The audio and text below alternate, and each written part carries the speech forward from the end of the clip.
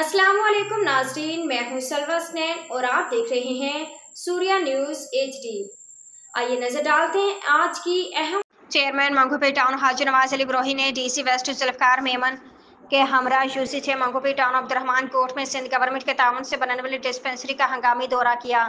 इस मौका पर चेयरमैन हाजी नवाज अली ब्रोही ने हरदिल अजीज, chairman Peoples Party Bilawal Bhutto Zardari, Adi Azra पलेजू, वज़ीर आला सिंध सैयद मुराद अली शाह का शुक्रिया अदा किया, जिनकी बदौलत मंगूपीर टाउन UC6 में सरकारी डिस्पेंसरी का तोहफा मिला और इसी इलाके से deputy commissioner west Zulfiqar Memon और चेयरमैन हाजी नवाज अली ब्रोही ने पोलियो मुहिम का बाकायदा आगाज कर दिया। खुद बच्चों को खतरे पिलाकर इंसदाद पोलियो मुहिम की अहमियत और इंतजाम की संजीदगी का वाज़ेह पैगाम दिया। चेयरमैन हाजी नवाज अली ब्रोही ने पोलियो की टीम की मेहनत को सराहा और कहा कि पाकिस्तान पीपल्स पार्टी ने हमेशा अवाम की खिदमत की और करती रहेगी।